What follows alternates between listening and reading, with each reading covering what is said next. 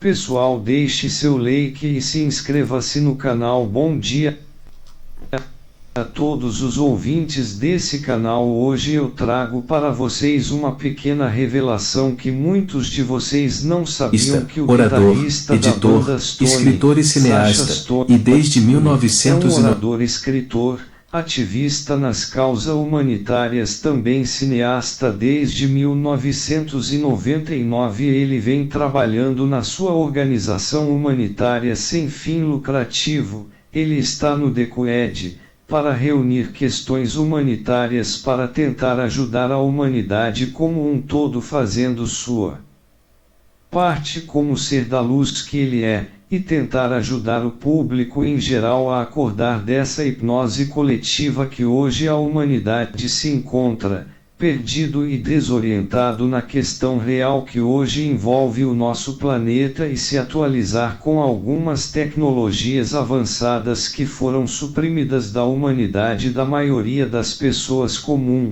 Muitas dessas tecnologias foram desenvolvidas secretamente e submetidas à engenharia reversa em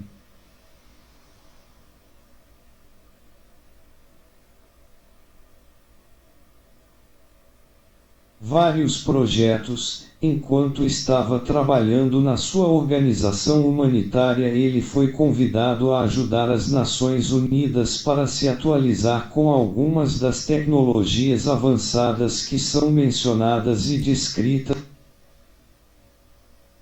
em texto antigo, e ele está conosco aqui hoje para nos falar um pouco dessa história incrível, para unir esses diferentes campos da exoarqueologia e algumas estruturas de poder que são responsáveis pela situação da Terra hoje. Bem-vindo, Sacha Stone, a esse encontro de exopolítica. Estou muito feliz a me juntar a vocês na sua plataforma. Obrigado por me convidar.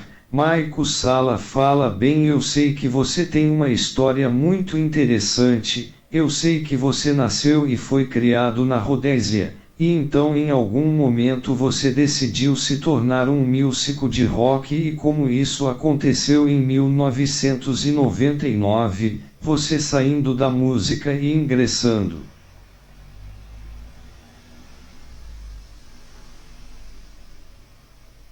em uma área bem diferente, em uma organização humanitária, bem o rock. Para mim foi realmente um grito primitivo, crescer em uma guerra no sul da África, durante os primeiros 17 anos da minha vida, e depois me tornar efetivamente um refugiado e uma espécie de patriota para o Reino Unido, onde me foi dada a licença para viver e permanecer, porém não pude trabalhar pois eu não conseguia um passaporte, e dessa forma eu era um clandestino, e fiquei sem muita opção. Eu entrei no rock como uma espécie de grito. Foi no final da adolescência, e durou até os 20 anos. Assim, no final dos meus 20 anos, eu cheguei no ponto em que eu esperava e então soltei aquele grito, porém eu queria começar a encontrar um remédio para a forma como nós, pois quando olhei para minha infância, eu só pensava, eu queria um mundo melhor do que eu tinha vivido. Então foi um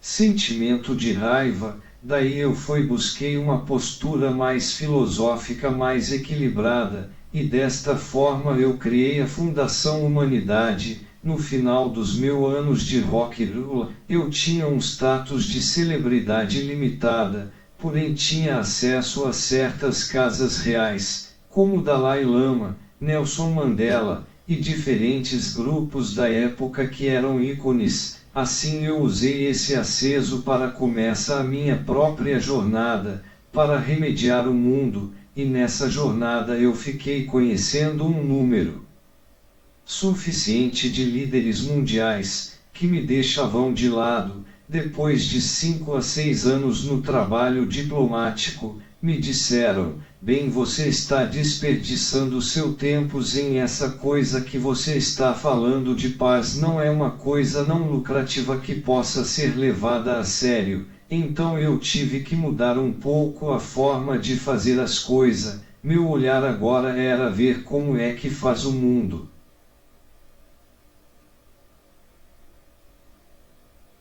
funcionar, porque estamos sujeitos a ciclos intermináveis de guerras econômicas, sujeito a doenças e pobreza, e porque no país onde eu cresci na África era tão desafiador, eu queria respostas, e isso levou eu a continuar o meu trabalho no tipo de diplomacia cidadã, e semear relações com culturas e crianças, e acho que governos ao redor do mundo se tornaram uma referência confiável. Em alguns casos, muitos órgãos dentro do governo pediram que minha fundação humanitária embarcasse em certos projetos estranhos, projetos assustadores, o que realmente me levou à exopolítica. Por muitos anos eu tenho me encontrado com Stephen Gray e Stephen Bassis, e muitos grandes cientistas, que estão no limite, então eu estava reunindo cérebros de cientistas avançados, pensadores e inovadores, pioneiros, e minha fundação se tornou uma agência confiável nesse sentido, por cercar instituições poderosas. Assim fomos solicitados em algumas ocasiões para solucionar problemas de uma tecnologia alienígena, e até mesmo em um caso específico de híbrido alienígenas vivendo entre nós. Parece loucura, mas não é. Dessa forma eu fui levado para essas coisas estranhas e diferente para a maioria das pessoas, certo? Onde você, Maico Sala, é o ícone principal dessa divulgação. Porém eu estava mais interessado na economia regenerativa, em descobrir soluções tecnológicas, e eventualmente fui solicitado por integrantes das Nações Unidas, que me pediram para entrar e ajudar. Isso aconteceu em 2009, e eu fui perseguidor, pois eu recusei a solicitação que me fizeram na época, porque eu desprezo as Nações Unidas, desprezo todo o aparato global. Porém eu fiquei inicialmente convencido de que um número suficiente de pessoas boas presas no sistema, e eu acho que um G igual a mim viesse ajudar a solucionar problemas em seus porões. Então eu caí nessa linha e assumi um papel de diretor-geral de energia renovável intergovernamental. Quero fazer uma observação: ano não me atraiu para essa cosmologia. Eles me puxaram para os objetivos de desenvolvimento do milênio relacionados para a sustentabilidade e a economia regenerativa, e isso me levou a assumir o manto da energias sustentáveis e renováveis e tecnologias inovadoras, que era o meu foco, mas reconheci em 2 anos que os chineses estavam comprando o porão da ONU, e eu falei isso em 2009 ou 2010, 13 anos atrás. Eu estou falando muito antes de Trump e qualquer outra pessoa se exibir ou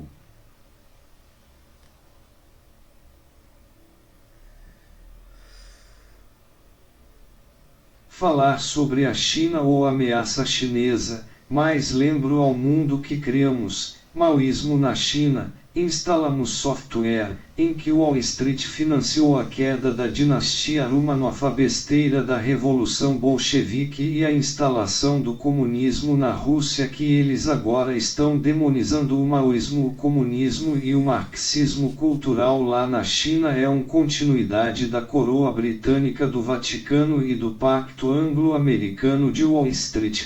Por isso sempre vamos manter nossos olhos no fato que as calamidades que vemos hoje são realmente os planos de nossos próprios governos. Maico Sala fala bem. Eu sei que em 2010 as Nações Unidas fizeram algo extraordinário: convidaram o elenco e os roteiristas da série Estelar de Batalha Galáctica, para fazer uma apresentação sobre como eles abordam esse tipo de conflito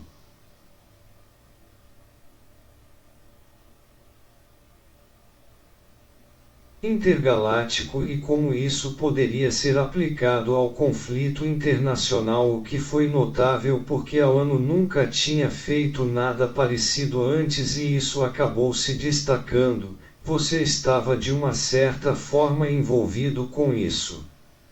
Bem, é tão interessante você dizer isso, Maico Sala, porque eu fui uma das partes responsáveis, na medida em que abri o caminho para o Dr. Brian O'Leary, que era o meu querido amigo na antiga Apollo, um astronauta cientista, um líder de missão que deveria liderar a Marte antes do Congresso renegar ou desistir da alocação do orçamento para essa missão. Mas Brian O'Leary era um amigo querido e muito envolvido, eu acho não tanto na exopolítica, porém ele estava tentando divulgar a verdade do programa espacial secreto, e o fato que as coisas não eram exatamente o que pareciam no governo paralelo e no porão sombrio da NASA, então ele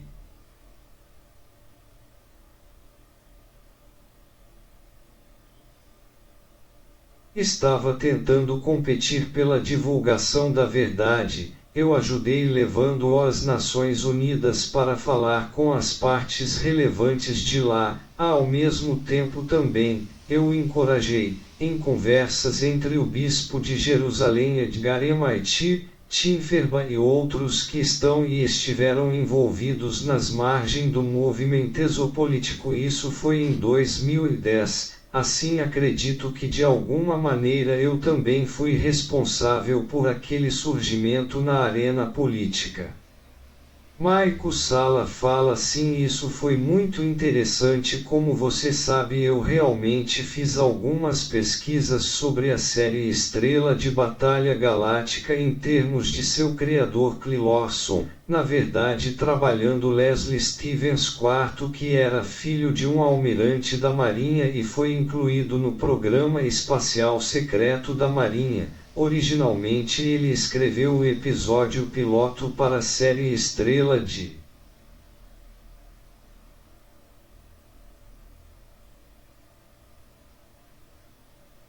Batalha Galáctica, então foi tipo bem, eu acho que foi um tipo de divulgação suave, que não só existe esses extraterrestres humanos por aí, mas também esses tipos de formas de vida sintéticas artificiais que estão envolvidas nesse tipo de batalha entre orgânicos e sintéticos em toda a galáxia, e isso agora parece ser constante. Você que falar sobre isso.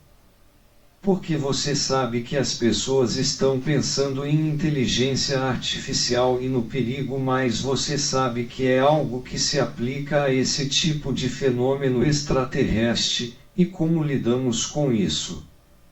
Ótimo, ótimo, é muito importante destacar isso. Eu diria o que está emergindo agora na forma ou na gatola é o fato que estamos tendo que fazer um acerto de contas com as estruturas chamadas realidades, como um gênero, como uma espécie, como uma civilização, como uma cultura planetária. Nós estamos tendo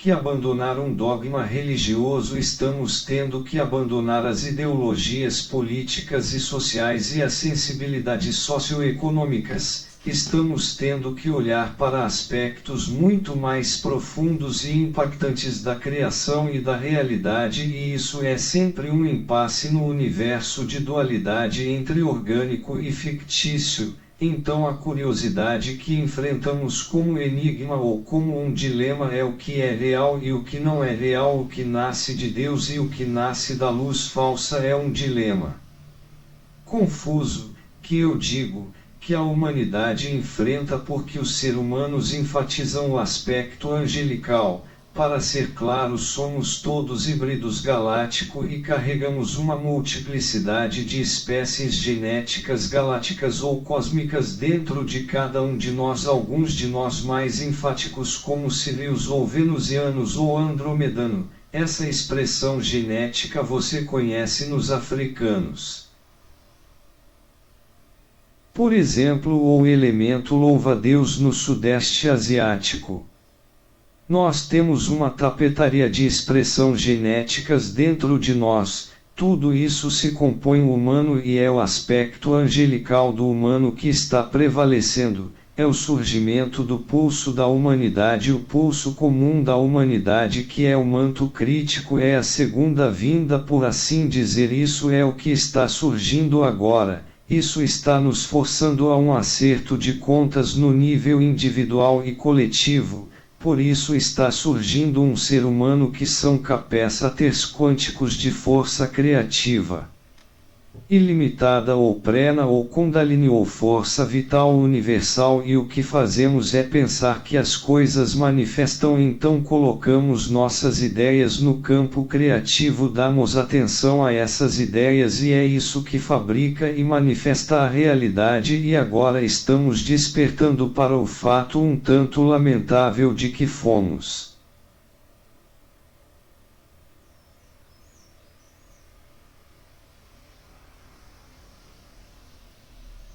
coletivamente subjugados, digamos, por forças astrais inferiores e extraterrestres. Em grande medida tem havido uma batalha entre elementos angelicais e demoníacos que está acontecendo no teatro de nossas ideias. Então projetamos essas ideias no campo e o que recebemos de volta, e essa realidade fictícia nascida dos governos complexos do Vaticano, da dialética preto-branco ou de republicanos ou democratas, e dele e dela, e todo o absurdo da mente humana binária dualista, sabe? Maico, para mim o ponto de transcendência que estamos sendo convidados a substituir e transcender, nós temos que deixar de lado esse cérebro binário e entrar em contato com nós mesmos para transcender. Eu costumo dizer nosso manto cístico, para assumir esse manto e para de brincar de dialética binária. E começar a reconhecer que somos todos filhas e filhos do Criador. E somos todos criadores. Nesse sentido, nós criamos nossa realidade, porque o plano da existência de Gaia é angélico, é uma aliança entre filhos e filhas vivos de Deus na superfície e terra, e o Deus vivo na terra. Cabe a nós escolher a conduzir a realidade a partir de agora, e esse é o grande acerto de contas. Cada um de nós